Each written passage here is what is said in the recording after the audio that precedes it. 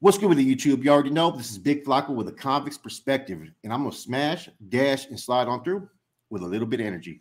And so I got a special guest, man. He just started his channel.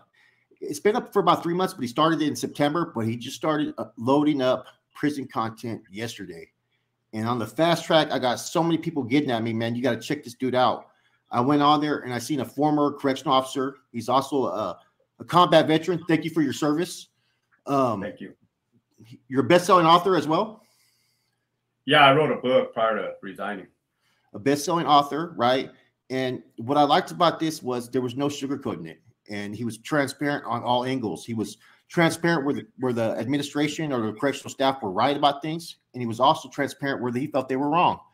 And I think that's key to him having a successful channel. And I see him having much success in the future because of that. The show's called That Prison Guard. Okay. This is Hector Bravo. You know what I mean? How you doing, brother? Good, man. How about yourself, dude? Man, I'm doing good, man. I watched your channel today, man, and I was very impressed, bro. I read the comments. I see some of the mutual subscribers. I've referred a lot of people to your channel. I see much success for what you're doing, man. With that many years of experience, you know, and just the way you approached it, I think this genre needs a correctional officer's perspective of things, you know? Yeah. So yeah, it's been lacking.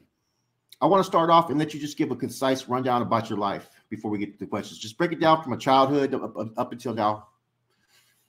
Yeah, I'm a average dude. I'm 38 years old. I was actually born in Hanford, all right next to Fresno, but I'm not from there. My dad was working up in the fields, and I was born, and then they brought me back down to Southern California, Brawley, California, in the Imperial Valley. For those of you guys know where that's at, small town. 2 prisons down there. You got Calipat, you got Centinela, and that's kind of what people do down there. They either border patrol, CO, and kind of it, you know, the ones with the big houses and the big trucks. So it's kind of like draws your attention as you're a kid. But yeah, the way I saw to get out of that, because it's a small town, man. You're either gonna get trapped, you're either gonna do drugs, you're gonna get in trouble, or you're going to somehow get out. And the military was the way for me to get out, man. Joined the Army at 17. Wow. So you went to the Army, and I'm pretty sure you've seen battle. Yeah, dude. I joined in 2002. So they had already invaded Afghanistan, and there was the workup for Iraq was happening, dude. So it was all over the news. It wasn't going to be a secret to what was about to happen. And I went Army infantry. So, grunt, man, boots on the ground, front line. That's what I wanted. I mean, you know how it is when you're young, dude. When you're young, you crave that on both sides, man. You know what I mean? Like it's that yearning of a young individual wanting to prove himself or stand for a bigger cause. And ended up in Iraq in 2004, dude. Balad, Iraq, 50 miles north of Baghdad. Okay.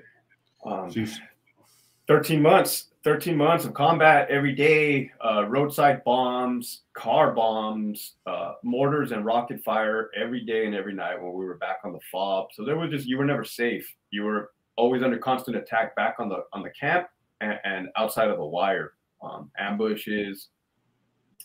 A couple of my friends got killed. Yeah, I consider them brothers. They got killed, and it's actually kind of what paved me to be who the man I am today. Although the way they carry themselves, the mentorships, the leadership, all that shit, you know, you kind of take for advantage, or when you're young, you don't know what it is. You don't until it's gone. And then you're like, man. You're like every one of us that we wanted something to fill that void. Some of us went down that gang path, and you went down the military path, man. So, you know, I'm not going to go into the extent of your combat details, so I'm pretty sure you've seen a lot of crazy stuff. But what led you to being a correction officer when you came home? To be quite honest, man, my pops was a CO, and we did good. We didn't struggle. He provided for what was, you know, Disneyland and shit like that. Got the Super Nintendo every Christmas. So like, I looked at it as a means of a career, right? Because that's kind of what you're taught. You join a career, you get married, you get a house, you live the white picket fence. When you're were you seeking the camaraderie that you experienced in the Army or military? I'm thinking. I was, yeah. They claim CDCR claims to be paramilitary. It's not though, man. Yeah, it's not paramilitary. it's like a loose knit of people. Yeah, I'm not even going to talk. Like I said, me and you've had a little discussion. I'm not anti law enforcement at all. I'm pro law enforcement. Those that do their jobs, because we need rules. We need rules of conduct in society in order to govern our people. I am against those that are lazy and abusive and liars. You know, that kind of stuff. You know. Yeah. So, you know, how was it the first couple of years as a correctional officer? I mean, were you on the front lines? Were you level 1, level 4? Where were you at? When you're new, man, when you're new, they throw you to the wolves. Landed at Centinela, Charlie Yard. At that time, it was level 3 GP, and I was in the gym. The gym, they had the gyms open, the dorms, the bunk beds on the day room floor. But that's when I got in. So to me, that was normal. All that overcrowding, all that thousands and thousands of blue. You couldn't even see across the yard. So I was in the gym, and with like a release spot in the buildings, like Charlie 2, Charlie 3. And then you start hearing talk that they're going to flip it to level 4. And I had not worked with level 4s up until that point. But the level 4s, okay. That gets good. The OGs, they had experience with the level 4s, because at Charlie Yard, they would flip it back and forth, level 3, level 4. And they just said, get ready. Get ready. They don't fight. They don't fight with their hands. They use steel. They use metal every time. And they kind of, you know, prep you for that. So you've seen numerous riots, numerous stabbings, all kinds of crazy stuff. What was one of the most craziest experiences that you witnessed? There was a couple. I mean, I did see stabbings. A riot on Bravo Yard. Well, like I said, you know, I learned on Charlie Yard. I learned with the level 4s. How to talk to people. I got tested a lot. I got tested like a handful of times from like all the races. You know, and maybe they saw the young kid or young dude and they tested me, but I never backed down. Right? I stood my ground. Did they respect you for that? I would assume so, because they would later on go on to like apologize for their behavior in the previous interactions. Like the day later, they would say, "Hey, my bad, I came at you sideways," or one guy tried to come at me the next following day and say like, "Hey man, I think you were having a bad day yesterday." And I'm like, "No, dude, I wasn't having a bad day. You came at me sideways." And he's like, yeah, you're right. That's what's up, man. So you start this channel. You were a correctional officer for how many years before you became a sergeant and lieutenant? Correctional officer for 8 years. So 8 years working, you know, yards, housing unit, hospital coverage, all this, then that. And then promoted a sergeant. After 8 years, I was a sergeant for 3 years, and then promoted to lieutenant, whatever that was, five or 6 years as a lieutenant. 5 or 6 years as a lieutenant. That's a big responsibility. There's a captain for the yard, and there's what? How many lieutenants is there? 3? For the yard? Per yard, right? Well, you got the second watch lieutenant and the third watch, the morning and the afternoon, and then at night there's only one. So in charge of everything. So that's 3. Okay, interesting. So you started this channel, and you told me some interesting information. You told me that you just resigned on December 1st of this year. I did. Do you mind going into why you resigned? I touched on it on that Fresno Bulldog video. Like, my beliefs, my values, and my morals no longer aligned with what the department was doing. It's that simple, man. It just didn't feel right in my heart, didn't feel right in my soul. And believe me when I tell you, I put up a fight against administration. You know, I got all the paperwork to prove it. So you were fighting against the reintegration part of it? There was a lot of foul shit, man. There was a lot of I was fighting against the reintegration, their mishandling of COVID, it was just ineptitude and incompetence at the highest levels. And they didn't want to hear it from anybody else. I mean, you try to tell them something, you're gonna have a target on your back. Was this more? I'm pretty sure that they were higher up. Was this coming from Sacramento, or was this coming from the other people? Well, you have to understand, man. The guys that work, the managers at RJD, they're trying to impress Sacramento. They're trying to get that promotion.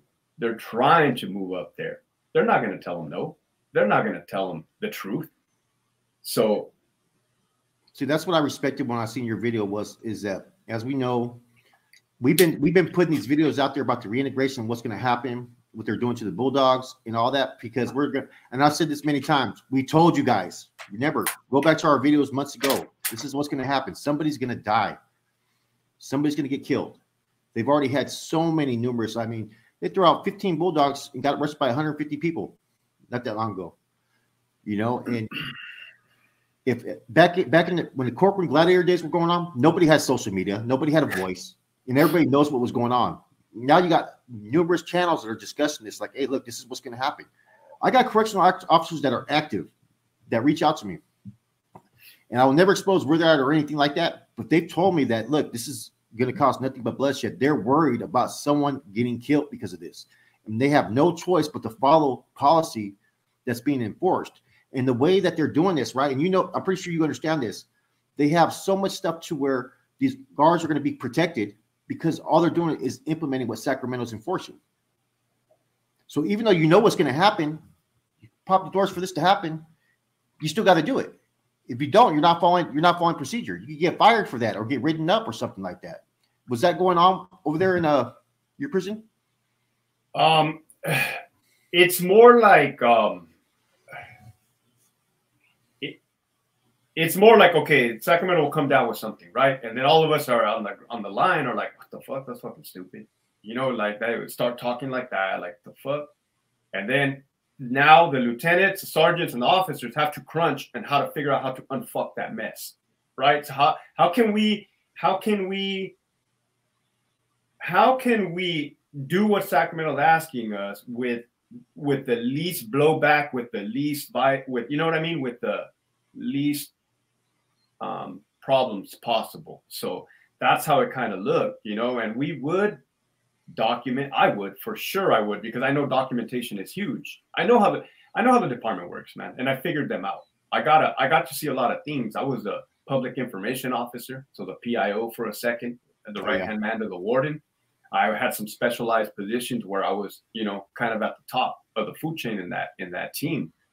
And I saw it. I saw how high it went. And I freaking saw it. And that opened my eyes to it, like, wow, this is a system. This is a system that cannot be beat. No. So we did what we could. All right. As employees, we did what we could, but it was ineffective. Yeah. I'm pretty sure you've experienced all kinds of hostilities. Have you ever had anybody that was working under your chain of command that was that you seen as abusive or borderline abusive, or you heard? Against inmates? Yes. It's not so much like abusive. It's more so like if something kicked off, right, or a staff assault. And I'm gonna keep it real with you guys because I have the freedom to keep it real. It's we would always push. Once the handcuffs are on, you stop. And that's kind of like fair, respectful, I think, because like, especially if it's a bad staff assault where one of our partners get wounded or extremely almost killed, it's kind of like was the mentality. I'll tell you this, we never came to work wanting to whoop some ass. We never came to work wanting to prove a point. If anything, it was quite opposite, bro, especially where I used to work at. We were fucking afraid of getting in trouble for breathing the wrong direction. Yeah. Is there people that have gotten in trouble for excessive use of force and fired? Yeah. They get caught, they get fired, they get held accountable. And it's even to the point where, you know, it's being a rat is frowned upon, no matter what side, style, or which way you look at it. But we have that establishment where, hey, dude, if you do something fucking stupid and you're gonna get us in trouble, you're on your own, dude. You're on your own. And that kind of got put out. That's kind of the consensus. Yeah, I mean, I've been in the system. I did a lot of time in the system, and it was a lot worse in the 90s, right? And nowadays it's like everybody's like worried about getting told on. The guards are worried about getting told on by other guards or other inmates too. I've seen that stuff, man. It's wild. It's wild, man. What was your experience when the end of all hostilities happened and they all came out to the lines? That's a good question, dude. That's a good question, man.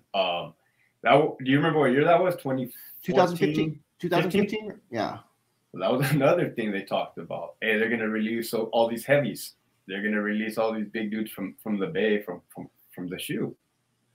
Of course, initial response is like, oh, that's fucking stupid. What are they thinking? You know, just constant, just ideas after ideas are dropping on us.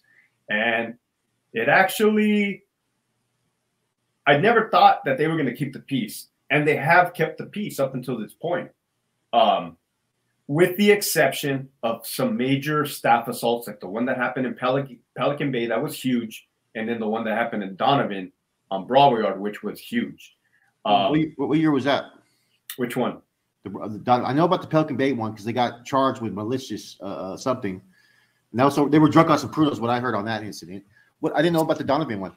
Oh man, Google it. It's August of 2020 or 21, man. That was, they stabbed the fuck out of 2 cops, 2 COs, one really, really bad. I saw him at the hospital numerous times, man. And alcohol, I believe, was involved. It was just a fucked up situation with the captain on that facility empowering the inmates to kind of do what they do, kind of open up that door. Heard that they were able to do whatever they wanted to do. That's on the SNY yard, right? No, that was on a GP yard. It was GP yard, huh? That was on a GP yard. Okay. So there's no more SNY now, right? Yeah, you got SNY. You still got SNY? You got so SNY. What are the plans to do with these STG groups that are on the SNY side? Are they going to integrate them with the actives? No, right now I think they pump the brakes with any type of integration, with the exception of the Bulldogs. But they were going to do that though at first, huh? But they're probably going to try to do level 3, level 4 integration, but that would have never worked. Oh yeah, I heard that some yards they have half are GP and half are SNY, but they don't come out together. Is that true in some facilities? Not at Donovan. Not Donovan? Yeah. So you were at Donovan, huh? So you had Suge Knight and all them over there. They're there, man. All those infamous people. They're there. How was that experience on that yard? I never interacted with him too much. I never had a conversation with him, but there was some other heavy dudes that were once a somebody and now right then there and there. Well, I had those conversations with those individuals and picking their brain, man. I wanted to get to know the history. I wanted to get to know that side. What was the most interesting thing that you found out?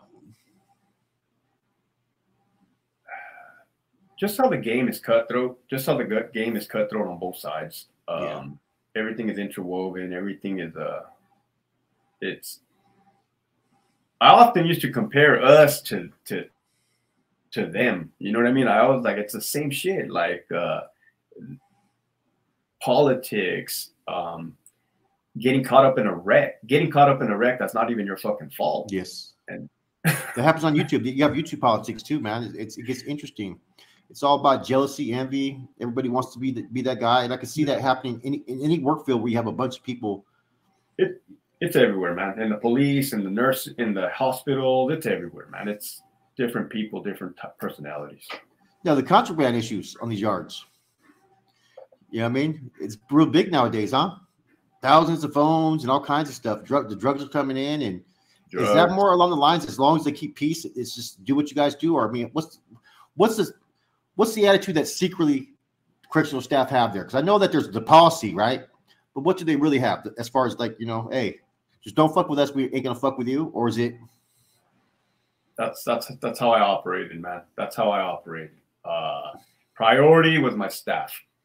First and foremost, priority. And I used to tell them that. I said, hey, man, I only give a fuck about these 3 things. One is your safety. And I would tell them in this order. One is your safety. One is to make sure you don't get fired. And one is to make sure you don't get me fired in the process.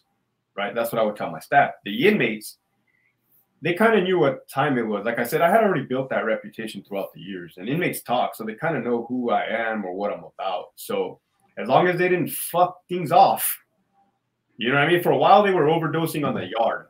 And that pissed me off because they were just blatantly getting high on the yard. I fucking told them, like, hey, are you serious? And then they kind of understand, right? Sometimes I got to do what I have to do, start hitting the pads, start patting dudes down randomly and making a point. But it was one of those things, man. Leave my fucking cops alone, and you can do your thing. Okay, okay, that's good. Now you've experienced a lot of different groups. Yeah, I'm gonna ask you about each group. So on the active side, first and foremost, what was your experience with Sureños? it varied. Overall, good. I think what I noticed, man, it matters if there's other races on the yard or not. It matters if there's the numbers on that. Because if the Sureños have the higher numbers, you can tell the attention gets put on staff. The attention gets put on green. Okay, you start having separate ethnicities, separate races. Now they have to worry about each other. It becomes more cool. Vice versa with the blacks. Once you get too many races or too many gang factions at one facility, the fucking attention turns on the cops, and that's not okay. Good. You know what I mean? So yeah, I understand that. So with the blacks, how was your relationship with the black groups? Did you probably there's a bunch of them, huh? Yeah, and I spoke to them. Same dudes that I saw at Centinela, they were landed on RJD, so they remembered me. I would speak to them, and I spoke to everybody equally. I spoke to everybody across the board the same. Depending on, I only kind of hollered at them. With one, I was just like bullshitting with them, hollering at them just to talk or chat. And the other one is if something was going down or brewing or tension, and then we would get at each other that way. Like, let's figure this shit out. Let's figure this out. So there's probably some issues that happen that could have happened on the yard that because you got wind of it, you were able to talk to the right persons. Just, hey, squash that for me, man. Thousands of times, man. Not just me. That's kind of what, as correctional officers, that's what we do, man. Even the cops in the building, and I give them credit. God knows how many fires they put out in the building without even calling the sergeant, without even calling the lieutenant. And I recognize that, and I thank them for that. You know, that's kind of what a good leader does. Yeah, yeah. That military background really came in handy in prison. I guarantee. You know, what about Norteños? I've never met any, huh? Zero, unless they were like zero, man. Zero. But you've heard about Norteños. Yeah, I always heard they were militant, that they were structured. Not to say that the other ones were not, but that's what I heard of Norteños, that they were. Yeah, we functioned with a militancy, regiments, chain of command, chain of authority, positions, and responsible obedience, follow orders. All the same stuff that the military does, but just on a prison environment, man. So how many killings did you have at your facilities that you were running? Like murders? Yeah. I remember one in particular, but it was whites. It was whites. And that was kind of fucked up because there was a total of 3 suspects. Two of them for sure did not know what kind of mission they were going on. And you could tell. And I think they were like about to get out. DUIs or some shit, man. You know what I mean? It's kind of. That was that one. I think I know what that was about 3-4 years ago, huh? Maybe. Yeah. It was that one. It was an XLR or something, right? That got killed on that yard, I think. No, this was a dude. And it was one of those things where, like, I don't know how that individual ended up on that yard, but it's kind of one of those things that happened above us. Oh wow. So okay, I don't want to get too controversial, but I got to ask these questions. Do you think that there's places, I'm not saying where you were at, but other institutions, have you heard of anything of them setting up inmates or staging things for certain inmates that they don't like? No, and I've been reflecting on this question because since I just put out those 2 videos, they talk about. I'm thinking about the Yogi situation, Yogi Pinal. You remember when he got killed? Yeah, right. No, it's not that they set him up. It's that they don't put the forethought. They don't put the effort into looking at the big picture of what's going to happen. They don't. How do you say it, dude? They don't. From my opinion, bro, my opinion, my beliefs, my views, ain't nobody maliciously trying to get inmates hurt. And that's me being honest. That's me being upfront. Right now, we know that shit's going to kick off. And I believe that it's a desensitizing desensitizing method that we use if we crack a joke at that time, right? Because I've been in Iraq and I've laughed when there's dead people there, and I brought it up on another podcast, and they're like, "Hey, man, that's your body telling you that this is so fucked up that that's a reaction, an uncontrolled reaction." You know what I mean? Yeah. So it's not. If we know we're putting inmates in fucked up situations, and we see something fucked up go down, to protect our minds, we sometimes say shit that it sounds off the wall or controversial to others. But to me, it's a way of protecting. That's just talking. That's just the verbal shit that comes out. Okay, I got a good question for you. What do you see in the future of happening with CDC? It is a speeding train that's out of control, man. I mean, just look at the last 4 years, how many secretary of CDCRs we've had. We had Ralph Diaz, Kathleen Ellison just put in for retirement. She's done in a week. And now we have this new one, Jeff McCumber or whatever. Same with wardens. I went through 5 wardens at Donovan. That's year after year after year. Look, it's cutthroat. It's political. It's out of control. Something's going to happen. Yeah. Is a cop going to get killed? Is a CO going to get killed before somebody opens their eyes? I don't know. I don't know. Well, you heard about what happened recently in High Desert, right? The Norteños? Yeah. Well, one of them was a high-ranking NF member. I did hear about that. You know, he was gunned down, and you know, I'm just wondering. That's a hard predicament, man, because it's like I don't see any backlash or any type of attacks going towards COs, man, but I think if certain things continue, it could potentially happen.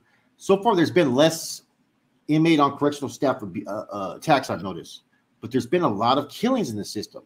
A lot of killings in the last 4 years. That's what I recognized. So when you ask me about letting the dudes out of the bay with the end of hostilities, these dudes hitting the main lines, that's what I noticed. I noticed that the staff assaults went down, but the murders went like what was being done. It was being conducted right. In other, you know what I mean? They weren't fucking around. They wanted somebody gone, they'd make them gone. Plain and simple. And so I'm pretty sure you get briefings about all the institutions and stuff. And what were the majority of being? You don't have to list any particular cases, right? But what was the majority of these cases of why you guys heard these people were being murdered? Okay, they've had cell murders, they've had yard murders, they've done it in the day rooms. It seems like they go in sequences where they start killing the cells in the cell. I was watching this, and like they'll have 2 murders in a row, and they happen the same way at different institutions, and there'll be a different group. Then they'll have a murder in the day room in High Desert, Pelican Bay, and Salinas Valley.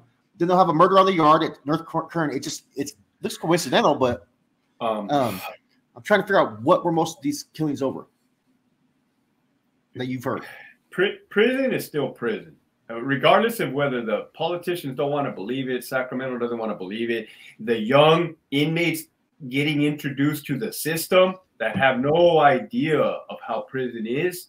And the young officers coming into the system that have no idea how prison is. Prison is still prison. You still have to respect people, mind your P's and Q's, walk a straight line, be on guard, kind of stay strapped, or you know what I mean, or be able in a position to defend yourself. And it's over money, it's over business, it's over. There's been some disrespect issues that have cost people their lives. It's been a power struggle. I mean, it's a vicious. It's fucking power. Power is huge, man. Power. Yeah. It's dangerous. So like these yards are pretty much being like, you know, you've been to Southern prisons. So, I mean, I would have to assume that the Southerners would be the strong presence on those yards. Am I correct? They are. They are, but the politics changed, man. When I came in, not that I'm an OG or that I got fucking 20 plus years in, because I don't, but when I came in, I got 16 years, 16 years. Man. But when I came in, it was clear that the Southsiders hung out here, the blacks hung out here, the whites hung out here.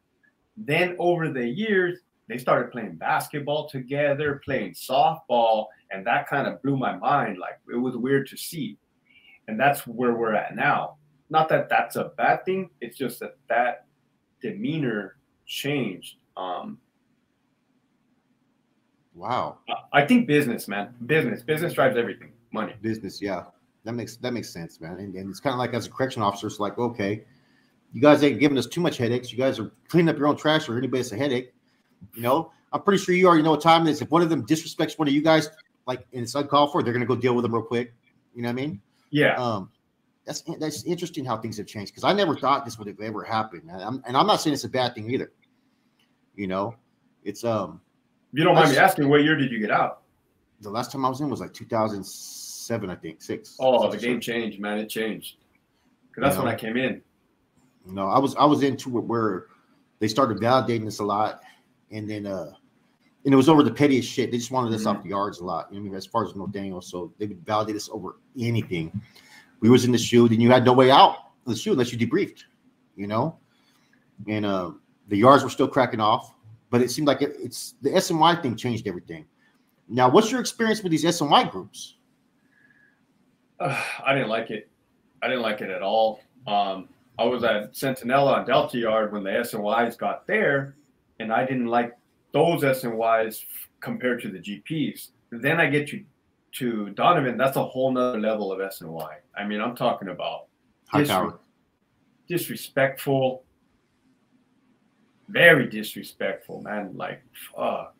Like pesetas, like PCs, like they basically like cell soldiers, talk all that, huh? Cell soldiers for sure, man. Like, and I was a lieutenant. I remember one guy yelling at me through the fucking cell not too long ago because I was self-feeding. I was self-feeding during COVID because there was too many staff vacancies. So me and 2 other lieutenants were self-feeding. And then in a level 4 SNY EOP.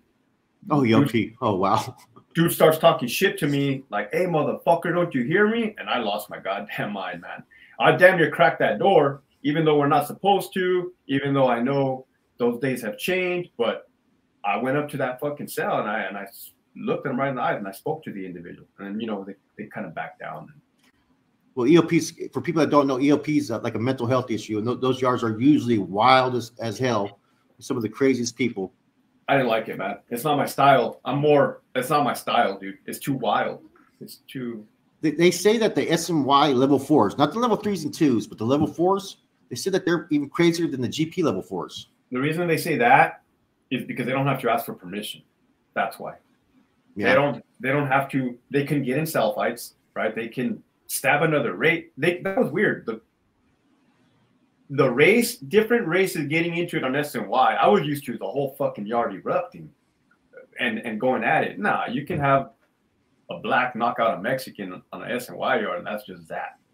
Oh, wow. Normal program. It's just, you know what I mean? And vice versa. It's just race isn't even considered. What about the SNY gangs? The good thing about Donovan is that they were not pushing it as I heard they were at other institutions. You know, like High Desert, probably Salinas Valley. I think they were just trying to kick back, but with their pendejadas and their shenanigans. Okay.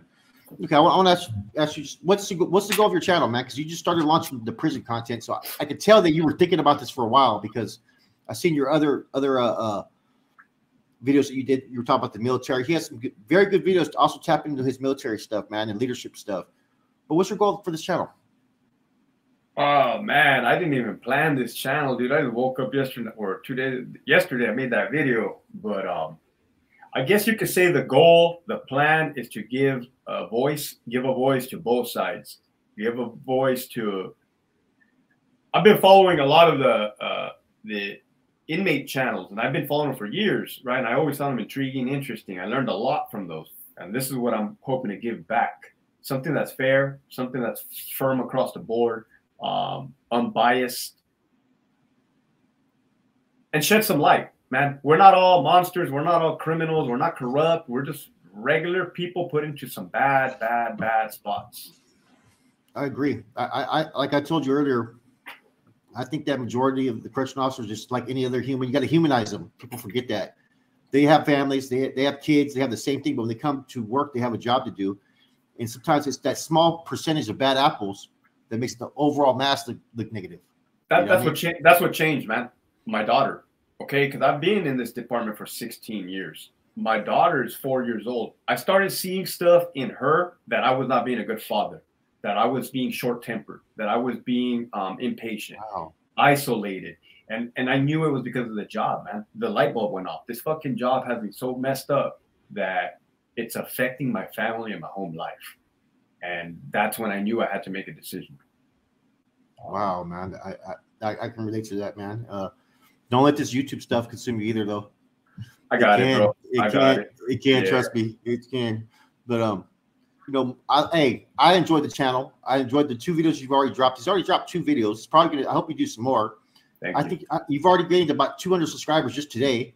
Yeah, dude. Or 300 subscribers just since yesterday. How many subscribers did you have yesterday? I think I started out with like 206. Now I'm like up to 700 probably. I think maybe at 1,000 already. Let me check. Oh shit. Let me look real quick for you. You'll be at 1,000 like probably by tonight. I subscribed right when I listened to it because this is what I've been wanting: is unbiased, transparent, not just a CEO, but one that was on all different wavelengths. And the fact that you fought against administration and the things that you said in your first video were things that me as the next convict I see and I understand. And it was a 100. So, now, real quick, like just to give the cops more, just to give you guys more insight, like I wasn't the only one like fighting back. We were literally giving inmates the heads up of trying to protect them and help them out when it came to the integration. You know, like, hey, maybe we could put you here instead of here. Like, you know, we did what we did, work the magic behind the scenes to benefit them. Yeah, you all right, here we go. You're at 732. Oh wow. That's what I mean? Your channel's doing good. Hey guys, so please subscribe to it. That Prison Guard. I want to hear more of the stories, maybe some relationships, maybe more on the integration, more about what administration has planned. Also, you should do some what you anticipate may happen, you know, in the future as far as with the reintegration, what you think possibly can happen. Because some of us, we speak, you have an inside source that as far as that we don't have, as far as you were there. I mean, we have a little bit of contact with a lot of inmates, and we were former inmates, so. You know, I'll tell you what the department doesn't like. I'll tell you what headquarters doesn't like. They don't like their secret being exposed. They don't like their name out in the public. That's one. And number 2, they do not like lawsuits at all. So that's kind of those 2 things. They don't like it. So did they?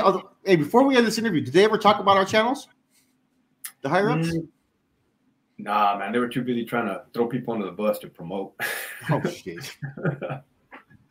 Okay, well, this was a great interview, man. I look forward to seeing what else you do. I told you I'll come on your channel anytime, man. I'm pretty sure there's a few other people that are going to enjoy this, man. Sure. Much respects. You know, it's that Prison Guard, former lieutenant, combat warrior. Yeah, what's the name of your book as well? Let's throw that out there. It is called Operation Yard Recall. And the reason why I wrote it was to help these young officers that are walking into this fucking this catastrophe that CDCR has created. Kind of, you know, the rules of the, you know, be respectful and this and that and shit that old school stuff. Yes, needed, man, most definitely. Right. Well, I appreciate it. I want you to stay. I'm going to end this real quick, but stay on real quick right after I end this. Cool.